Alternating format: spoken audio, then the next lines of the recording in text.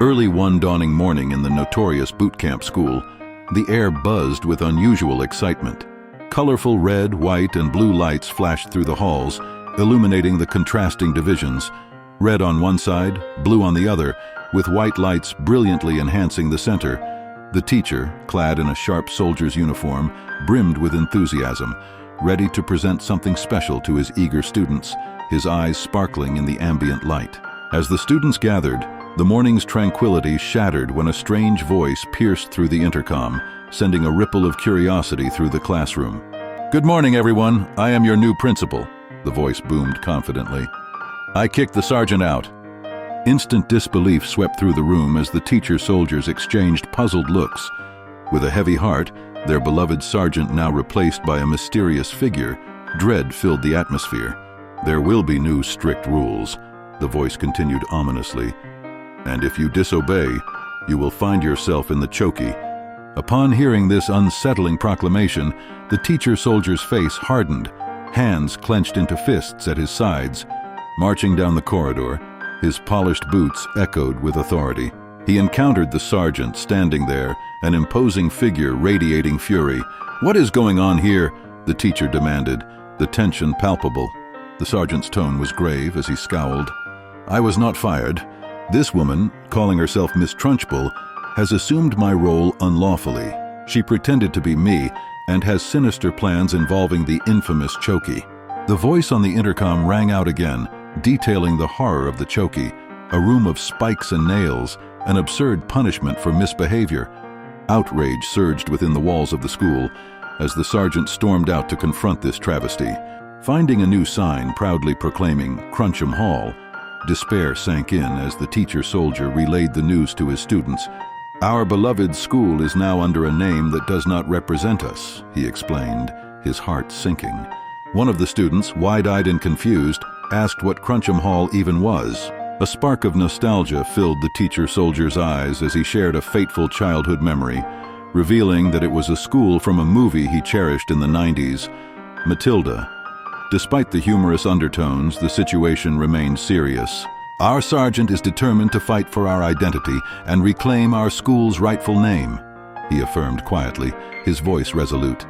Outside, the angry echoes of Miss Trunchbull could be heard reprimanding the sergeant, spotlighting the absurdity of their predicament. As tensions mounted, whispers among the students grew bolder. "We won't give in," they agreed, rallying together under the guiding light of their steadfast teacher and sergeant. The dawn of a new battle was upon them, a whimsical clash of hearts against the backdrop of a morning fraught with turmoil and destiny. In a strangely transformed school, one side of the hall radiated a compelling red light, while the opposite side flickered in blue, contrasting sharply with the white lights that lined the center. The atmosphere vibrated with an unsettling tension as Miss Trunchbull took over as head of the school, a figure who demanded respect and loyalty without exception. With a commanding voice, she declared that no one should dare refer to her as sergeant, redefining the order of the institution. Her newest initiative was an enigmatic substance called Katinsky, a thin film with the mysterious ability to emit soft, double-clicking sounds upon contact. The teacher-soldier, notorious for his stern demeanor, explained this peculiar material to the class, his voice a mix of disbelief and authority. As ominous as it sounded, Miss Trunchbull had discovered a way to amplify the sounds, turning them into a cacophony resonating throughout the school. A shiver passed among the students as whispers of uncertainty spread in the newfound acoustic environment. The teacher-soldier, keenly aware of the situation, continued to describe how the floors of the school would be transformed entirely with Katinsky, even replacing cherished holiday decorations with so-called timeout corners reminiscent of the dreaded chokey. This announcement felt like a chilling echo from the past, causing students to exchange worried glances as they imagined their holiday spirit replaced by restraint. Just then, the intercom crackled to life with Miss Trunchbull's domineering voice.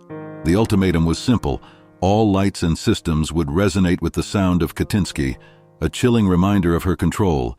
If even a whisper of defiance arose, marching to their own rhythm as she crudely compared it to boot camp, they risked being showered in its alarming auditory assault.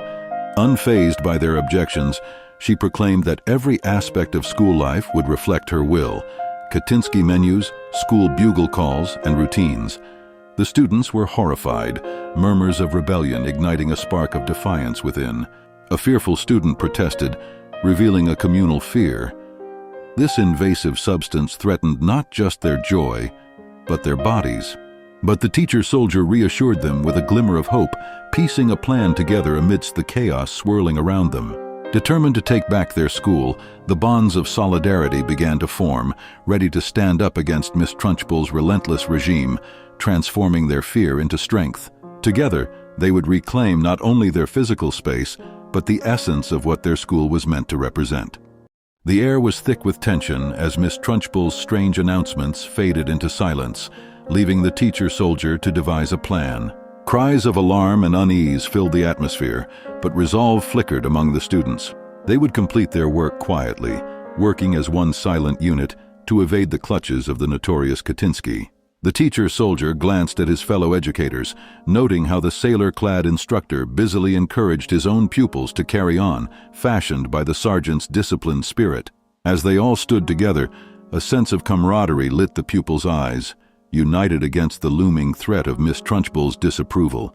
The lunch break, usually heralded by a bugle's call, now morphed into an ominous droning note that trembled slightly too sharp, a harbinger of something sinister. The sound signaled the first Katinsky lunch menu, and with urgency, students lined up, exchanging their trades, their stomachs twisting with apprehension. Each bite they took echoed ominously with the metallic clang of silverware. The laughter around them morphed into nervous whispers, each voice laced with uncertainty. One brave voice spoke up, breaking the suffocating silence with a proclamation that sent ripples through the air. "This isn't good at all."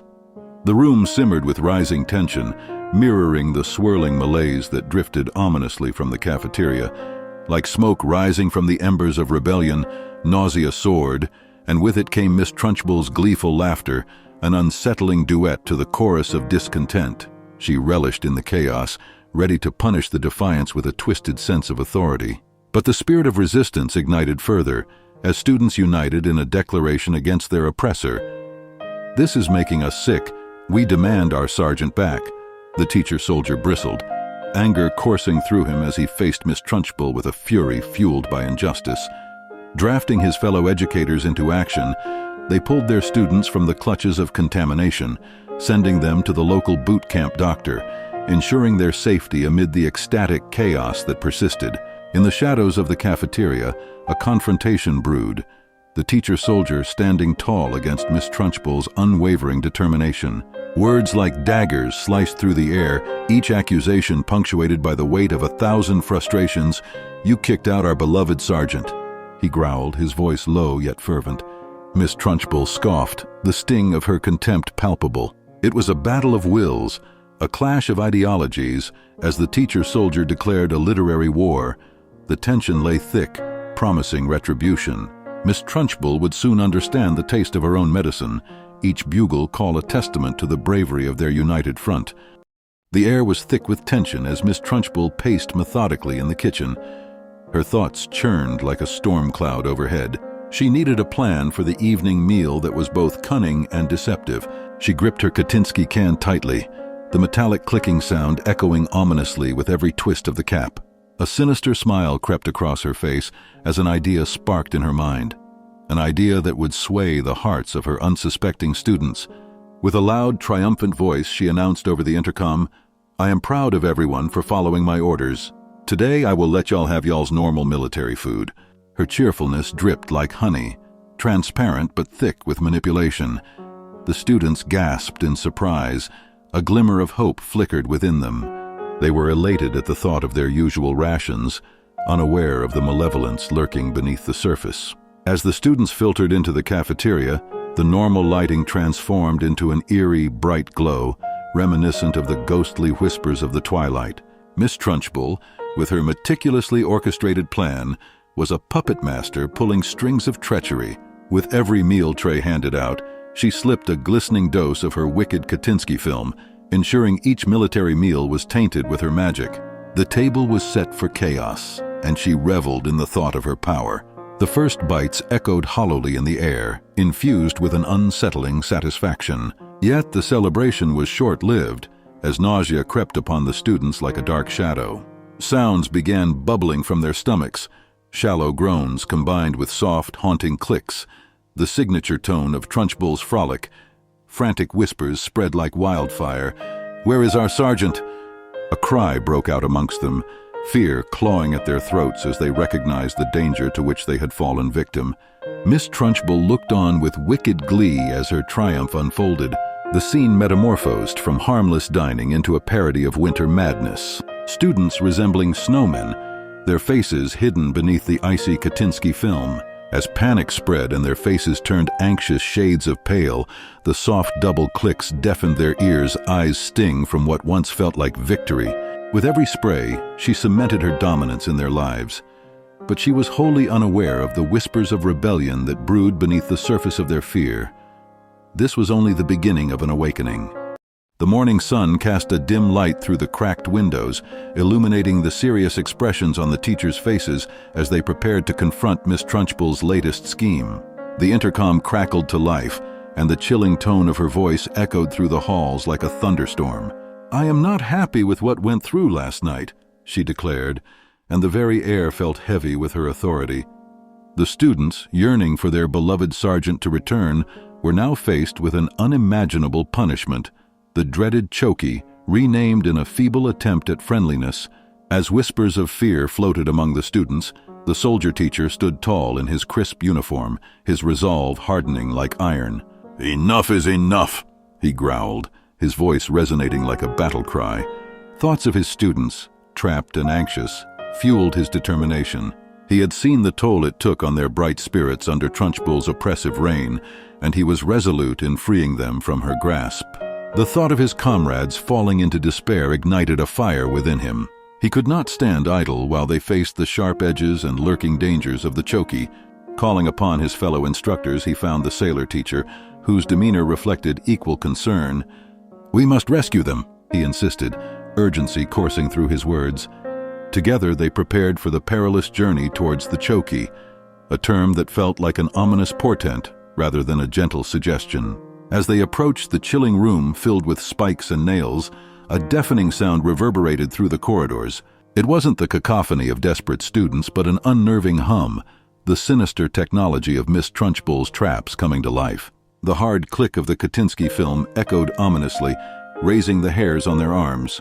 With bravery binding them, the soldier and sailor teachers exchanged glances and whispered strategies, filled with a sense of camaraderie forged in dire situations. They would not abandon their students to Miss Trunchbull's tyrannical punishment. Each heartbeat amplified their purpose as they pushed forward. United in their commitment to rescue the innocent, they took a collective breath and swung open the door, their hearts racing with the hope of liberating their students from the nightmare that lay behind. Together, they would conquer even the most daunting of challenges, fueled by a shared pledge to protect and nurture those under their care.